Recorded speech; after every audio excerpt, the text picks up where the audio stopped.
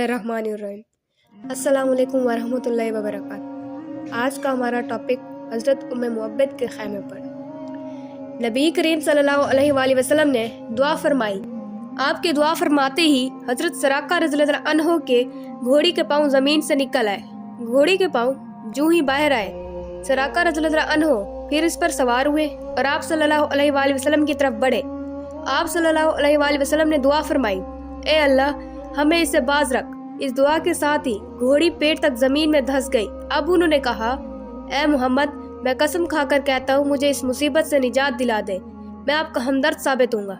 नबी करीम सल्लल्लाहु अलैहि वसल्लम ने इरशाद फरमाया, ए जमीन, इसे छोड़ दे। ये फरमाना था कि उनकी घोड़ी जमीन से निकल आई। बाज़ तफसीर में लिखा है कि सराका रज़ियल्लाहु अन्हु ने 7 मरतबा वादा खिलाफी की।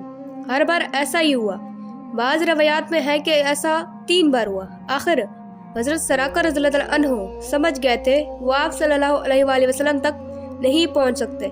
चुनांचे उन्होंने कहा, मैं अब आपका पीछा नहीं करूंगा।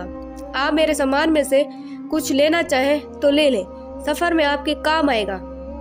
हुजूर सल्लल्लाहु अलैहि वसल्लम ने उनसे कुछ लेने से इनकार कर दिया और फरमाया, तुम बस अपने आप को रोके रखो और किसी को हम तक ना आने दो।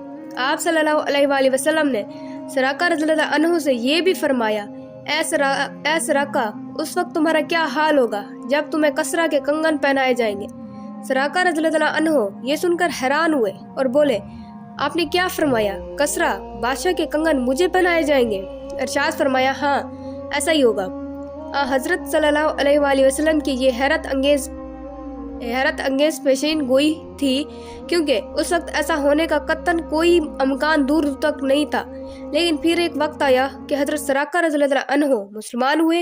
हज़रत उमर रज़ियल्लाहु अन्हु के दौर में जब मुसलमानों को फतुहात पर फतुहात हुई और ईरान के बादशाह कसरा को शिकस्त फाश हुई, तो उस माल गनीमत में कसरा के कंगन भी थे। ये कंगन हज़रत उमर रज़ियल्लाहु अन्हु ने हज़रत सराका रज़ियल्लाहु अन्हु को पहनाए।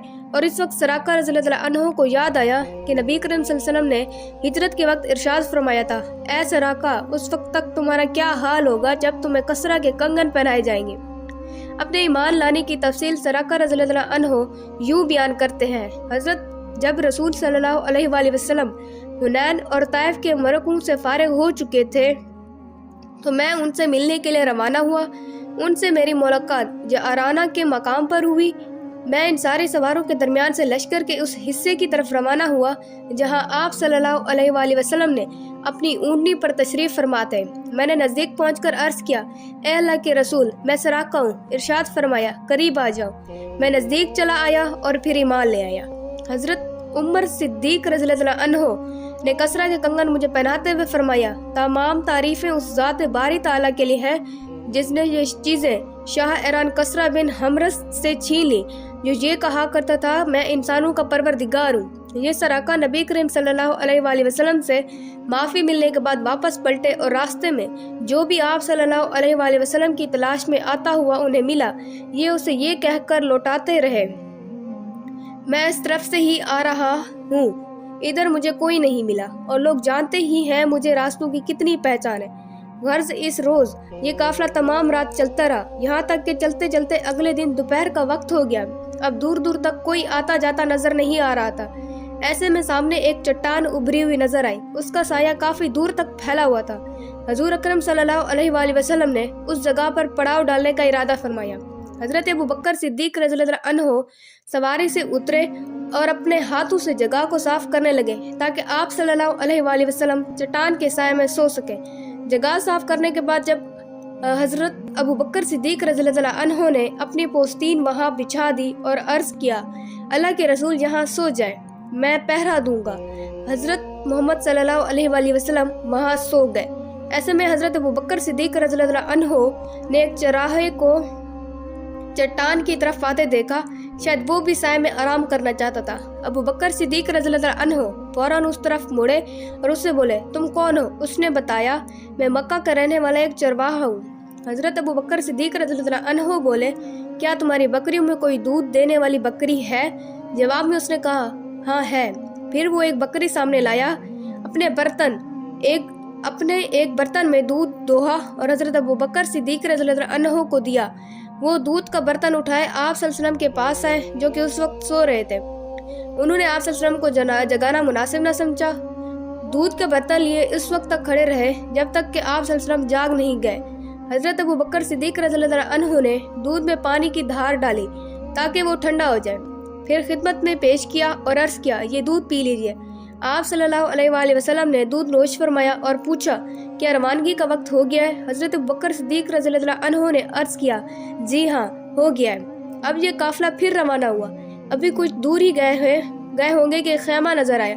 خیمے کے باہر ایک عورت بیٹھی تھی، یہ ام معبد رضی اللہ عنہا تھی جو اس وقت تک اسلام کی دعوت سے محروم تھی۔ ان کا نام عاتقہ تھا، یہ ایک بہادر اور شریف خاتون تھی۔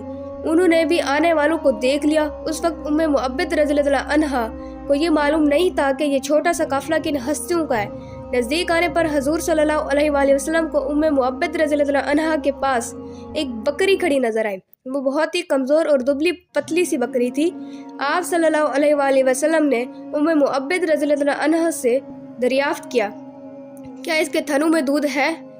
ام معبد رضی اللہ عنہا بولی، اس کمزور اور مریل بکری کے تھنوں میں دودھ کہاں سے آئے گا؟ آپ صلی اللہ علیہ وآلہ وسلم نے ارشاد فرمایا، کیا تم مجھے اس کو دھونے کی اجازت دو گی؟ اس پر ام معبد رضی اللہ عنہا بولی، لیکن یہ تو ابھی ویسے بھی دودھ دینے والی نہیں ہوئی، آپ خود سوچیے یہ دودھ کس طرح دے سکتی ہے۔ میری طرف سے اجازت ہے، اگر اس سے آپ دودھ نکال سکتے ہیں تو نکال لیجیے۔ حضرت ابو بکر صدیق رضی اللہ عنہ اس بکری کو حضور اکرم صلی اللہ علیہ وآلہ وسلم کے پاس لے آئے۔ حضور صلی اللہ علیہ وآلہ وسلم نے اس کی کمر اور تھنوں پر ہاتھ پھیرا اور دعا کی، اے اللہ اس بکری میں ہمارے لیے برکت عطا فرما۔ جو ہی آپ صلی اللہ علیہ وآلہ وسلم نے یہ دعا مانگی، بکری کے تھن دودھ سے بھر گئے اور ان سے دودھ ٹپکنے لگا۔ یہ نظارہ دیکھ کر ام معبد رضی اللہ عنہا حیرت زدہ رہ گئی۔